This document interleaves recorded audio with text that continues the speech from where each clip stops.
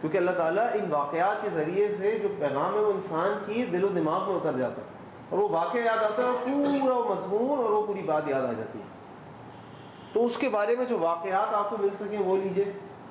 پھر اسی طریقے سے آپ یہ دیکھیے کہ آپ کا کوئی ذاتی واقعہ مل جائے آپ کو.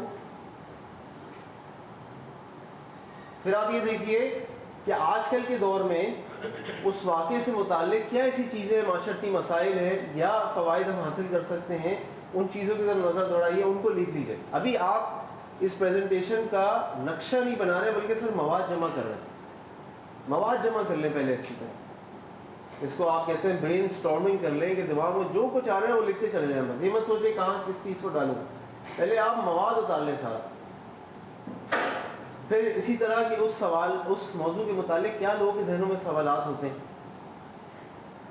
تو وہ سوالات نوٹ کر لیجئے.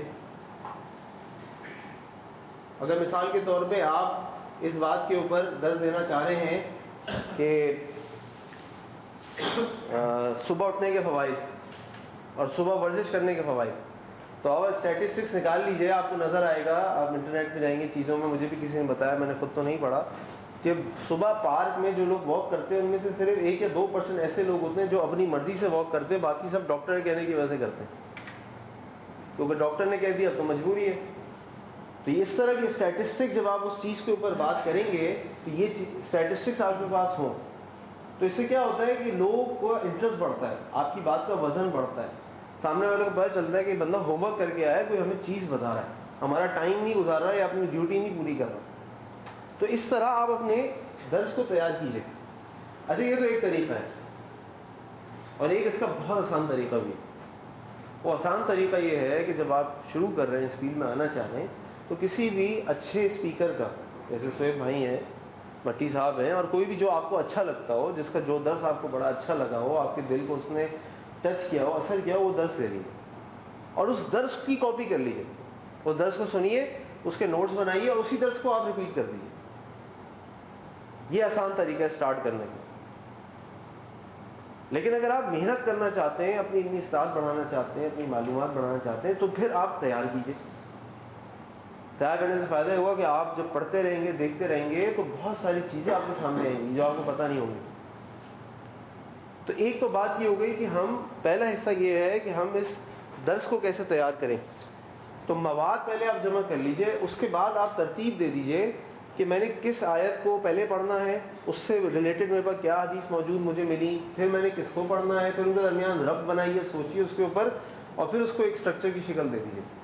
اگر آپ نے آدھے گھنٹے کا درس دینا ہے تو آپ کم از کم 50 منٹ سے 1 گھنٹے تک کی تیاری کر کے جائیے، کیونکہ لازماً بھولیں گے. اور لازماً آپ دیکھیے گا انشاءاللہ اگر آپ کی معلومات اچھی ہے، آپ کا مطالعہ اچھا ہے، آپ سنتے ہیں تو کچھ نئی چیزیں بولتے ہوئے اللہ تعالیٰ آپ کے دل میں ڈالیں گے.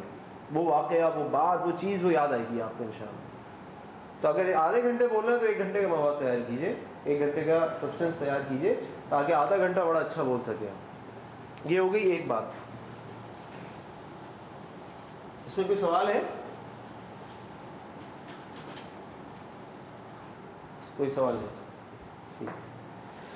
دوسرا حصہ یہ ہے کہ اب آپ نے تقریر کیسے کرنی ہے. مواد تیار ہو گیا، ہم یہ بات کر رہے ہیں، پورا اسٹرکچر آپ کے پاس تیار ہے. اب آپ نے تقریر کرنی ہے. اس تقریر کے لیے کیا کریں؟ اب یہ ہے، اس کو میں نام دوں گا پریزنٹیشن.